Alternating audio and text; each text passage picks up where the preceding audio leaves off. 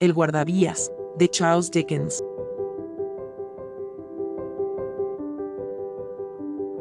Oiga. Ahí abajo. Cuando oyó la voz que así lo llamaba, se encontraba de pie en la puerta de su caseta, empuñando una bandera, enrollada a un corto palo. Cualquiera hubiera pensado, teniendo en cuenta la naturaleza del terreno, que no cabía duda alguna sobre la procedencia de la voz, pero en lugar de mirar hacia arriba, hacia donde yo me encontraba, sobre un escarpado terraplén situado casi directamente encima de su cabeza, el hombre se volvió y miró hacia la vía. Hubo algo especial en su manera de hacerlo, pero, aunque me hubiera ido en ello la vida, no habría sabido explicar en qué consistía, más de que fue lo bastante especial como para llamarme la atención, a pesar de que su figura se veía empequeñecida y en sombras, allá abajo en la profunda zanja, y de que yo estaba muy por encima de él, tan deslumbrado por el resplandor del rojo crepúsculo que solo tras cubrirme los ojos con las manos, logré verlo. Oiga. Ahí abajo. Dejó entonces de mirar a la vía, se volvió nuevamente y, alzando los ojos, vio mi silueta muy por encima de él. ¿Hay algún camino para bajar y hablar con usted? Él me miró sin replicar y yo le devolví la mirada sin agobiarle con una repetición demasiado precipitada de mi ociosa pregunta. Justo en ese instante el aire y la tierra se vieron estremecidos por una vaga vibración transformada rápidamente en la violenta sacudida de un tren que pasaba a toda máquina y que me sobresaltó hasta el punto de hacerme saltar hacia atrás, como si quisiera arrastrarme tras él. Cuando todo el vapor que consiguió llegar a mi altura hubo pasado y se diluía ya en el paisaje, volví a mirar hacia abajo y lo vi volviendo a enrollar la bandera que había agitado al paso del tren. Repetí la pregunta. Tras una pausa, en la que pareció estudiarme con suma atención, señaló con la bandera enrollada hacia un punto situado a mi nivel, a unas 2 o 3 yardas de distancia. Muy bien, le grité, y me dirigí hacia aquel lugar. Allí, a base de mirar atentamente a mi alrededor, encontré un tosco y zigzagueante camino de bajada excavado en la roca y lo seguí. El terraplén era extremadamente profundo y anormalmente escarpado. Estaba hecho en una roca pegajosa, que se volvía más húmeda y resumante a medida que descendía. Por dicha razón, me encontré con que el camino era lo bastante largo como para permitirme recordar el extraño ademán de indecisión o coacción con que me había señalado el sendero.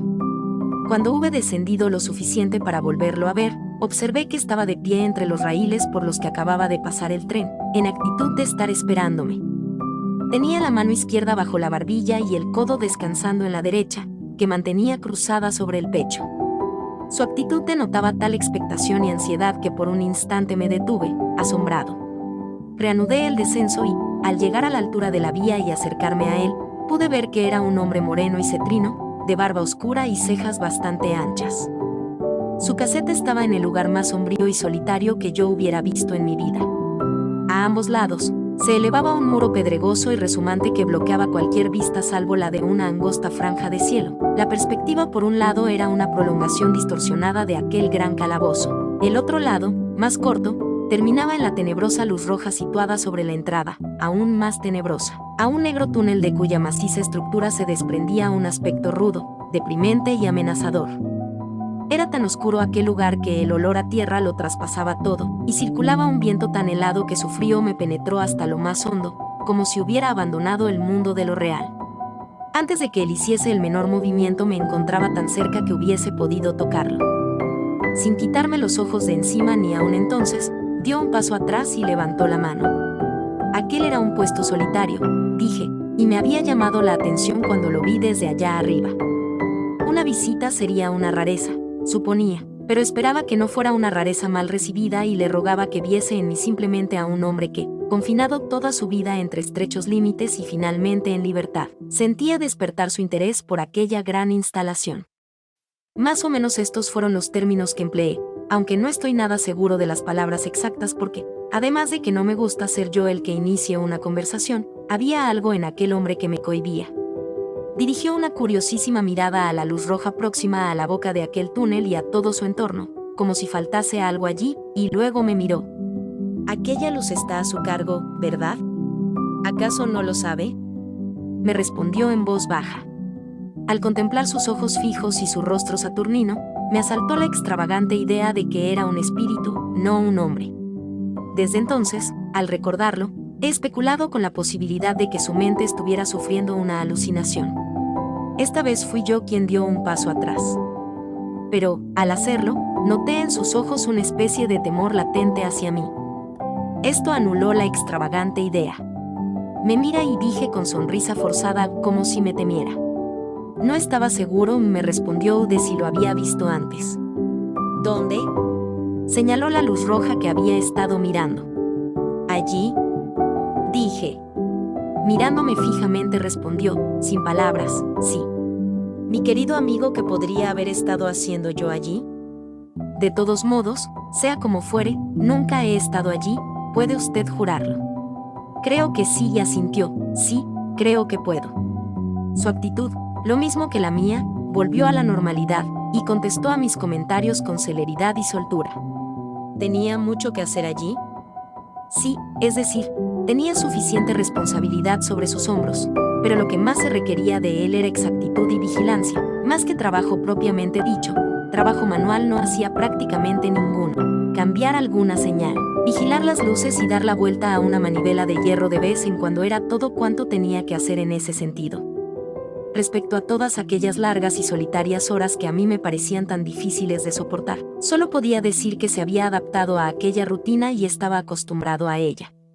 Había aprendido una lengua él solo allá abajo, si se podía llamar aprender a reconocer la escrita y a haberse formado una idea aproximada de su pronunciación. También había trabajado con quebrados y decimales, y había intentado hacer un poco de álgebra. Pero tenía, y siempre la había tenido, mala cabeza para los números. ¿Estaba obligado a permanecer en aquella corriente de aire húmedo mientras estaba de servicio? ¿No podía salir nunca a la luz del sol de entre aquellas altas paredes de piedra? Bueno, eso dependía de la hora y de las circunstancias. Algunas veces había menos tráfico en la línea que otras, y lo mismo ocurría a ciertas horas del día y de la noche. Cuando había buen tiempo sí que procuraba subir un poco por encima de las tinieblas inferiores, pero como lo podían llamar en cualquier momento por la campanilla eléctrica, cuando lo hacía estaba pendiente de ella con redoblada ansiedad, y por ello el alivio era menor de lo que yo suponía. Me llevó a su caseta, donde había una chimenea, un escritorio para un libro oficial en el que tenía que registrar ciertas entradas, un telégrafo con sus indicadores y sus agujas, y la campanilla a la que se había referido. Confiando en que disculpara mi comentario de que había recibido una buena educación, esperaba que no se ofendiera por mis palabras, quizá muy superior a su presente oficio. Comentó que ejemplos de pequeñas incongruencias de este tipo rara vez faltaban en las grandes agrupaciones humanas, que había oído que así ocurría en los asilos, en la policía e incluso en el ejército, ese último recurso desesperado, y que sabía que pasaba más o menos lo mismo en la plantilla de cualquier gran ferrocarril. De joven había sido, si podía creérmelo, sentado en aquella cabaña y él apenas si podía, estudiante de filosofía natural y había asistido a la universidad, pero se había dedicado a la buena vida, había desaprovechado sus oportunidades, había caído y nunca había vuelto a levantarse de nuevo. Pero no se quejaba de nada. Él mismo se lo había buscado y ya era demasiado tarde para lamentarlo. Todo lo que he resumido aquí lo dijo muy tranquilamente, con su atención puesta a un tiempo en el fuego y en mí. De vez en cuando intercalaba la palabra, señor, sobre todo cuando se refería a su juventud, como para darme a entender que no pretendía ser más de lo que era. Varias veces fue interrumpido por la campanilla y tuvo que transmitir mensajes y enviar respuestas. Una vez tuvo que salir a la puerta y desplegar la bandera al paso de un tren y darle alguna información verbal al conductor. Comprobé que era extremadamente escrupuloso y vigilante en el cumplimiento de sus deberes, interrumpiéndose súbitamente en mitad de una frase y permaneciendo en silencio hasta que cumplía su cometido. En una palabra, hubiera calificado a este hombre como uno de los más capacitados para desempeñar su profesión si no fuera porque, mientras estaba hablando conmigo, en 2 ocasiones se detuvo de pronto y, pálido, volvió el rostro hacia la campanilla cuando no estaba sonando. Abrió la puerta de la caseta, que mantenía cerrada para combatir la malsana humedad, y miró hacia la luz roja próxima a la boca del túnel. En ambas ocasiones regresó junto al fuego con la inexplicable expresión que yo había notado, sin ser capaz de definirla, cuando los dos nos mirábamos desde tan lejos. Al levantarme para irme dije, casi me ha hecho usted pensar que es un hombre satisfecho consigo mismo. Debo confesar que lo hice para tirarle de la lengua. Creo que solía hacerlo, asintió en el tono bajo con el que había hablado al principio. Pero estoy preocupado, señor, estoy preocupado. Hubiera retirado sus palabras de haber sido posible. Pero ya las había pronunciado, y yo me agarré a ellas rápidamente. ¿Por qué? ¿Qué es lo que le preocupa? Es muy difícil de explicar, señor. Es muy difícil hablar de ello. Si me vuelve a visitar en otra ocasión, intentaré hacerlo. Pues deseo visitarle de nuevo. Dígame, ¿cuándo le parece? Mañana salgo temprano y regreso a las 10 de la noche, señor. Vendré a las 11. Me dio las gracias y me acompañó a la puerta. Encenderé la luz blanca hasta que encuentre el camino, señor, dijo en su peculiar voz baja. Cuando lo encuentre, no me llame. Y cuando llegue arriba, no me llame. Su actitud hizo que el lugar me pareciera aún más gélido, pero solo dije, muy bien. Y cuando baje mañana, no me llame. Permítame hacerle una pregunta para concluir, que le hizo gritar, oiga. Ahí abajo, esta noche. Dios sabe, y dije, grité algo parecido. No parecido, señor. Fueron exactamente esas sus palabras. Las conozco bien. Admitamos que lo fueran. Las dije, sin duda, porque lo vi ahí abajo. ¿Por ninguna otra razón? ¿Qué otra razón podría tener? ¿No tuvo la sensación de que le fueron inspiradas de alguna manera sobrenatural? No. Me dio las buenas noches y sostuvo en alto la luz. Caminé a lo largo de los raíles, con la desagradable impresión de que me seguía un tren, hasta que encontré el sendero. Era más fácil de subir que de bajar y regresé a mi pensión sin ningún problema. A la noche siguiente, fiel a mi cita, puse el pie en el primer peldaño del zigzag, justo cuando los lejanos relojes daban las 11. El guardavía me esperaba abajo, con la luz blanca encendida. No he llamado, y dije cuando estábamos ya cerca. ¿Puedo hablar ahora? Por supuesto, señor. Buenas noches, y aquí tiene mi mano. Buenas noches, señor, y aquí tiene la mía. Tras lo cual anduvimos el uno junto al otro hasta llegar a su caseta. Entramos, cerramos la puerta y nos sentamos junto al fuego. He decidido, señor, y empezó a decir inclinándose hacia adelante tan pronto estuvimos sentados y hablando en un tono apenas superior a un susurro, que no tendrá que preguntarme por segunda vez lo que me preocupa. Ayer tarde le confundí con otra persona. Eso es lo que me preocupa. ¿Esa equivocación? No. Esa otra persona. ¿Quién es? No lo sé. ¿Se parece a mí? No lo sé. Nunca le he visto la cara. Se tapa la cara con el brazo izquierdo y agita el derecho violentamente. Así. Seguí su gesto con la mirada y era el gesto de un brazo que expresaba con la mayor pasión y vehemencia algo así como, por Dios santo, apártese de la vía. Una noche de luna, dijo el hombre, estaba sentado aquí cuando oí una voz que gritaba, oiga. Ahí abajo. Me sobresalté, miré desde esa puerta y vi a esa persona de pie junto a la luz roja cerca del túnel, agitando el brazo como acabo de mostrarle. La voz sonaba ronca de tanto gritar y repetía, cuidado. Cuidado, y de nuevo, oiga. Ahí abajo. Cuidado. Cogí el farol, lo puse en rojo y corrí hacia la figura gritando, ¿qué pasa? ¿Qué ha ocurrido? ¿Dónde? Estaba justo a la salida de la boca del túnel. Estaba tan cerca de él que me extrañó que continuase con la mano sobre los ojos. Me aproximé aún más y tenía ya la mano extendida para tirarle de la manga cuando desapareció. ¿Dentro del túnel? Pregunté. No. Seguí corriendo hasta el interior del túnel, unas 500 yardas. Me detuve, levanté el farol sobre la cabeza y vi los números que marcan las distancias, las manchas de humedad en las paredes y el arco. Salí corriendo más rápido aún de lo que había entrado, porque sentía una aversión mortal hacia aquel lugar, y miré alrededor de la luz roja con mi propia luz roja, y subí las escaleras hasta la galería de arriba y volví a bajar y regresé aquí. Telegrafié en las dos direcciones, ¿pasa algo? La respuesta fue la misma en ambas, sin novedad. Resistiendo el helado escalofrío que me recorrió lentamente la espina dorsal, le hice ver que esta figura debía ser una ilusión óptica y que se sabía que dichas figuras, originadas por una enfermedad de los delicados nervios que controlan el ojo, habían preocupado a menudo a los enfermos, y algunos habían caído en la cuenta de la naturaleza de su mal e incluso lo habían probado con experimentos sobre sí mismos. Y respecto al grito imaginario, dije, no tienes sino que escuchar un momento al viento en este valle artificial mientras hablamos tan bajo y los extraños sonidos que hace en los hilos telegráficos. Todo esto estaba muy bien, respondió, después de escuchar durante un rato, y él tenía motivos para saber algo del viento y de los hilos, él, que con frecuencia pasaba allí largas noches de invierno, solo y vigilando. Pero me hacía notar humildemente que todavía no había terminado. Le pedí perdón y lentamente añadió estas palabras, tocándome el brazo. Unas 6 horas después de la aparición, ocurrió el memorable accidente de esta línea, y al cabo de 10 horas los muertos y los heridos eran transportados por el túnel, por el mismo sitio donde había desaparecido la figura. Sentí un desagradable estremecimiento, pero hice lo posible por dominarlo. No se podía negar, asentí, que era una notable coincidencia, muy adecuada para impresionar profundamente su mente. Pero era indiscutible que esta clase de coincidencias notables ocurrían a menudo y debían ser tenidas en cuenta al tratar el tema. Aunque, ciertamente, debía admitir, añadí, pues me pareció que iba a ponérmelo como objeción, que los hombres de sentido común no tenían mucho en cuenta estas coincidencias en la vida ordinaria. De nuevo me hizo notar que aún no había terminado, y de nuevo me disculpé por mis interrupciones.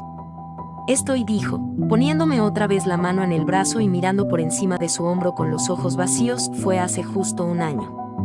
Pasaron 6 o 7 meses y ya me había recuperado de la sorpresa y de la impresión cuando una mañana, al romper el día, estando de pie en la puerta, miré hacia la luz roja y vi al espectro otra vez.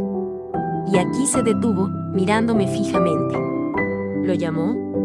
No, estaba callado. ¿Agitaba el brazo? No. Estaba apoyado contra el poste de la luz, con las manos delante de la cara. Así. Una vez más seguí su gesto con los ojos. Era una actitud de duelo. He visto tales posturas en las figuras de piedra de los sepulcros. ¿Se acercó usted a él?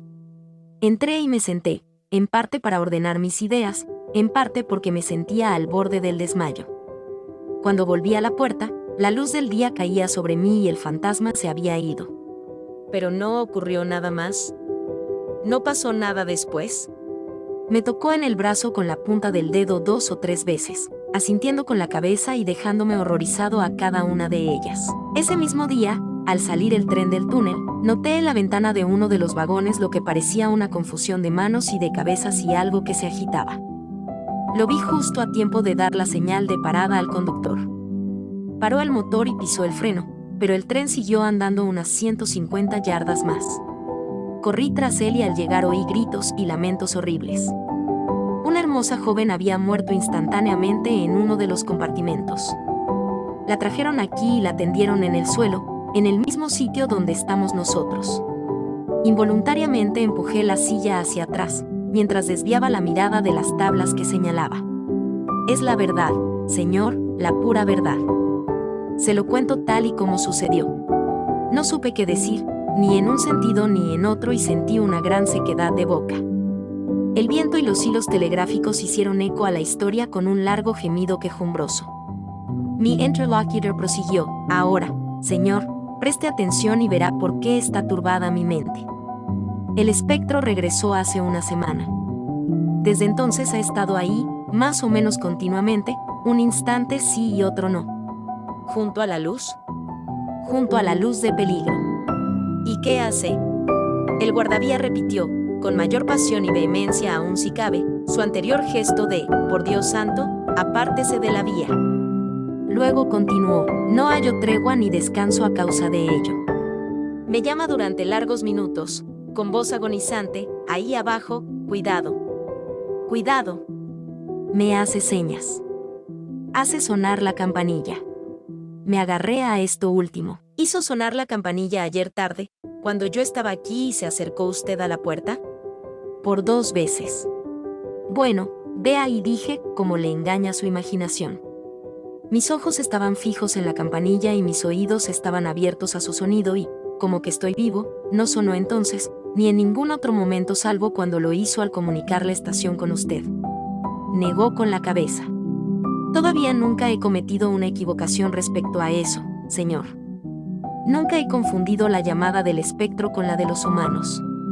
La llamada del espectro es una extraña vibración de la campanilla que no procede de parte alguna y no he dicho que la campanilla hiciese algún movimiento visible. No me extraña que no la oyese. Pero yo sí que la oí. ¿Y estaba el espectro allí cuando salió a mirar? Estaba allí. ¿Las 2 veces? Las 2 veces, repitió con firmeza. ¿Quiere venir a la puerta conmigo y buscarlo ahora? Se mordió el labio inferior como si se sintiera algo reacio, pero se puso en pie. Abrí la puerta y me detuve en el escalón, mientras él lo hacía en el umbral.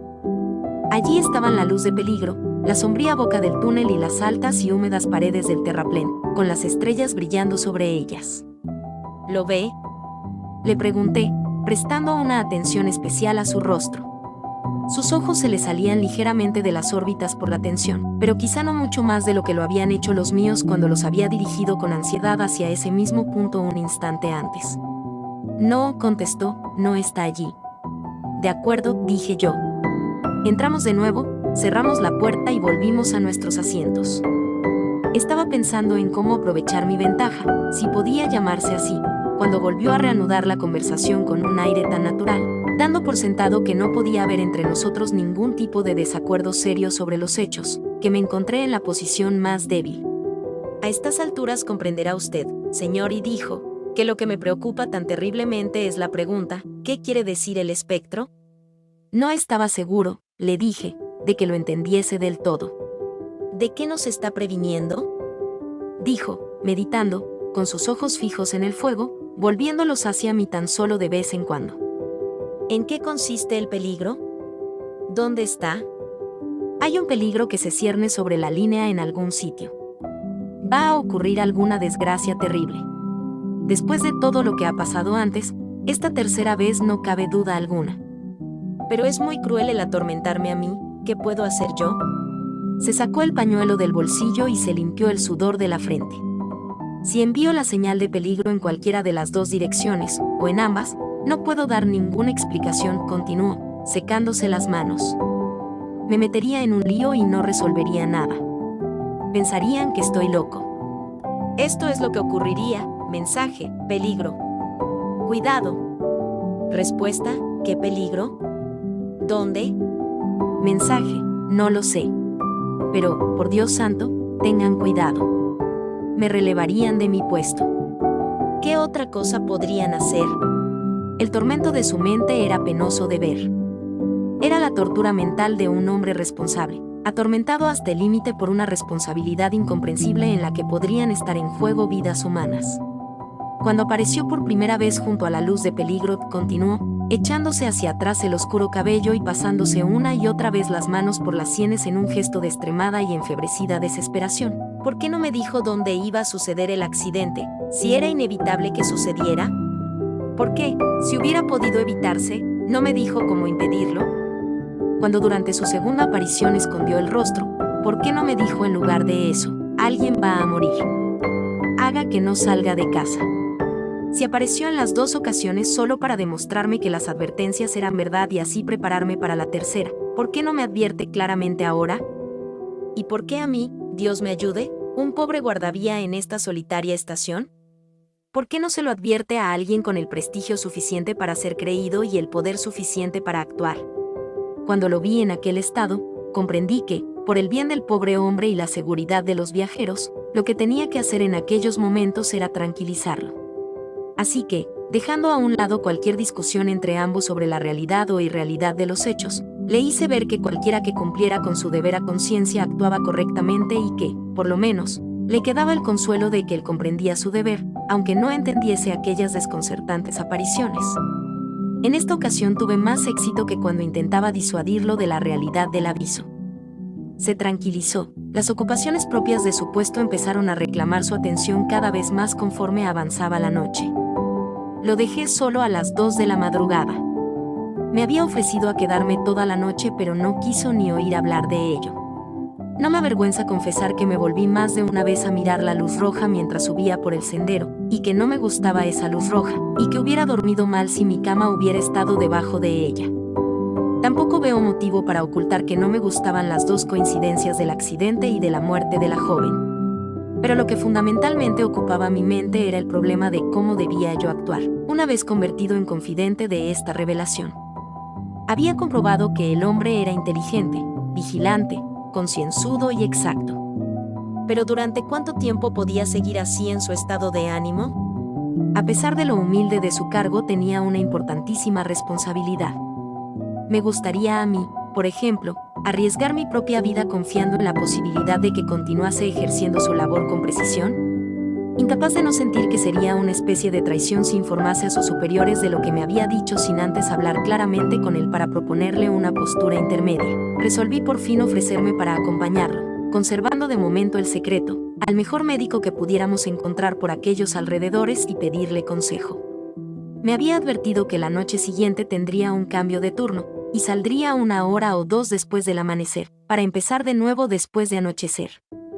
Yo había quedado en regresar de acuerdo con este horario. La tarde siguiente fue una tarde maravillosa y salí temprano para disfrutarla. El sol no se había puesto del todo cuando ya caminaba por el sendero cercano a la cima del profundo terraplén. Seguiré paseando durante 1 hora y me dije a mí mismo, media hora hacia un lado y media hora hacia el otro, y así haré tiempo hasta el momento de ir a la caseta de mi amigo el guardavía. Antes de seguir el paseo me asomé al borde y miré mecánicamente hacia abajo, desde el punto en que lo vi por primera vez. No puedo describir la excitación que me invadió cuando, cerca de la entrada del túnel, vi la aparición de un hombre, con la mano izquierda sobre los ojos, agitando el brazo derecho apasionadamente. El inconcebible horror que me sobrecogió pasó al punto, porque enseguida vi que esta aparición era en verdad un hombre y que, de pie y a corta distancia, había un pequeño grupo de otros hombres para quienes parecía estar destinado el gesto que había hecho. La luz de peligro no estaba encendida aún. Apoyada en su poste, y utilizando unos soportes de madera y lona, había una tienda pequeña y baja que me resultaba totalmente nueva. No parecía mayor que una cama.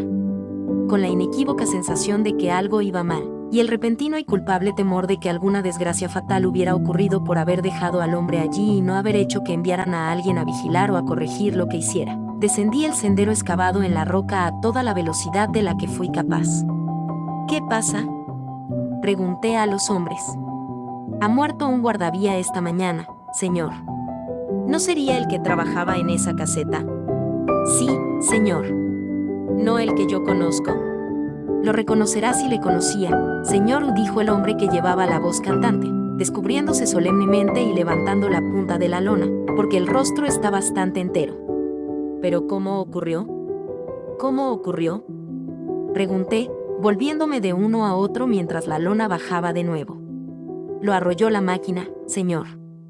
No había nadie en Inglaterra que conociese su trabajo mejor que él. Pero por algún motivo estaba dentro de los raíles. Fue en pleno día. Había encendido la luz y tenía el farol en la mano. Cuando la máquina salió del túnel estaba vuelto de espaldas y le arrolló. Ese hombre la conducía y nos estaba contando cómo ocurrió. Cuéntaselo al caballero, Tom. El hombre, que vestía un burdo traje oscuro, regresó al lugar que ocupara anteriormente en la boca del túnel. Al dar la vuelta a la curva del túnel, señor, dijo, lo vi al fondo, como si lo viera por un catalejo. No había tiempo para reducir la velocidad y sabía que él era muy cuidadoso. Como no pareció que hiciera caso del silbato, lo dejé de tocar cuando nos echábamos encima de él y lo llamé tan alto como pude. ¿Qué dijo usted? Oiga. Ahí abajo. Cuidado. Cuidado. Por Dios santo, apártese de la vía. Me sobresalté. Oh, fue horroroso, señor. No dejé de llamarle ni un segundo.